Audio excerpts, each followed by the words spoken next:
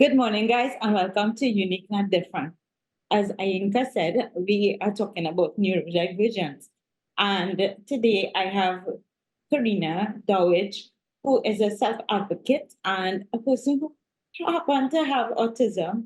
And, she is an advocate, especially for women and girls in the neurodiversity space. So, good morning, Karina. How are you doing? Good morning, and thank you for having me. So, in terms of being a self advocate, what led you to want to be a self advocate? Well, I began my journey of awareness of peoples with disabilities through my undergraduate degree at the University of the West Indies, which opened my eyes to the real issues people faced. And eventually, I realized that there was a possibility I have autism and ADHD. And when I was officially diagnosed, I really ramped up my advocacy from a personal perspective. But prior to that, it was mainly advocating because I was passionate about this realm of people with disabilities. You mentioned that you were diagnosed, with ADHD and autism, right? Prior to that, okay, at what point were you diagnosed, right? And prior to that, how did you manage not being diagnosed? And I guess I'm sure you had, challenges. So how would you navigate that, knowing that you were not diagnosed yet have challenges? Yes, so I actually was diagnosed in December last year. Oh, But prior to that, all my life, I have had many experiences that I could not understand and articulate, from being sensitive to fluorescent lights to being very particular about certain textures and tags on the back of my shirt affecting me and being very sensitive to that, to having a lot of social anxiety and being very awkward at times in school. There were times when I would have challenges with studying and learning, and I didn't understand why. But to summarize, there were a few typical experiences that I realized are normal and indicative of people with autism and ADHD, and I was experiencing them all along. so you mentioned some of the challenges, right? How did you Yes. navigate that going through the schooling system? And, I guess interaction, social interaction, and stuff like that. How did you navigate that in order to and adapt yourself in the education space in order to learn? A lot of times there was the support of persons who, from teachers to classmates, who became friends, who were very compassionate and allowed me to be myself and Mm. encouraged me to pursue the things that I enjoyed, from the subjects I enjoyed to the extracurricular activities that I tried my best to participate in. And there are lots of other times there were lots of ad hoc solutions I had to come up with because I was just trying to figure out a way to get things done on the tight deadlines that there are in life.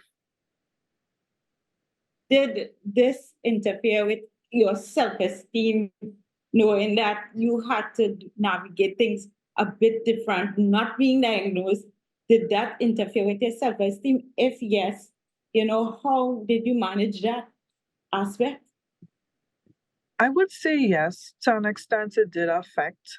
And a lot of times I would turn to my faith. I'm an Anglican, and there were many instances over the years where, through youth ministries, we were encouraged to deepen our faith in God and recognize the love that God has for us, based on who we are and how He made us. And a lot of times I would rely on that and positive thoughts and messages that people would share, especially from my family and my friends.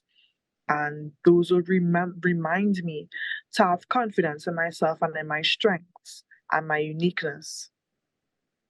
Awesome. And you specifically said that you're self advocate for especially women and girls that are neurodivergent, right? Why you chose that niche specifically? Well, I really realized really early on that there are lots of women and girls who are like me who may have autism or ADHD, but they are often late diagnosed or struggling to get a diagnosis because a lot of times we tend to mask our traits and it makes it harder for professionals to detect our conditions and recognize what we're experiencing.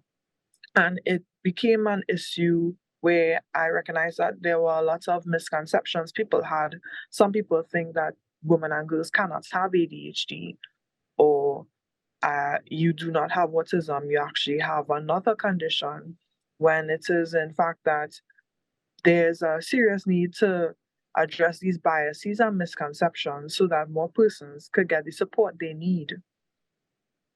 So you mentioned techniques that you develop within yourself as you move along, I guess your education and social interaction, hobbies, and so on, right? What techniques, can you, I guess, give, share in terms of like, okay, adapting and also being able to, because I guess it's not one size fits all, but sometimes, we learn from each other. So, what are the techniques that you would share that would help in terms of, social interaction, education, and so on? I would say, in terms of education, I learned the importance of having an unstructured but structured approach to studying, especially during my undergraduate degree. I recognize that developing your own pace for creating your study patterns and introducing techniques such as the Pomodoro technique were helpful for me when I had time constraints and I needed to um, internalize a lot of content for my examinations.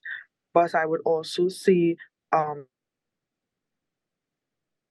yourself to the support of the services at your institution would assist you with getting the extra support that you need and not being afraid to let someone know that you need support. Now that you have been that now that you have been diagnosed this December, right, of 2023, how, I guess, relieved or comfortable are you now that okay, I am diagnosed, I am autistic, and then even before that, being an advocate, that kind of like cemented everything. Okay, this is why, So how has that changed, knowing that you are now diagnosed? It definitely allows me to be more self-compassionate and patient with myself, um, which helps me also reassess and re-strategize how I deal with everyday life.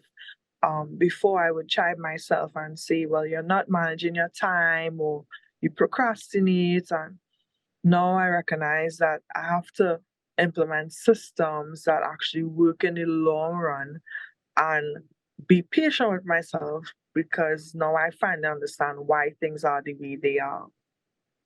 So, Karina, just to close off, what advice would you give to young women and not only young women, people in general that have some sort of neuro neuro condition, especially ADHD, autism, and so on.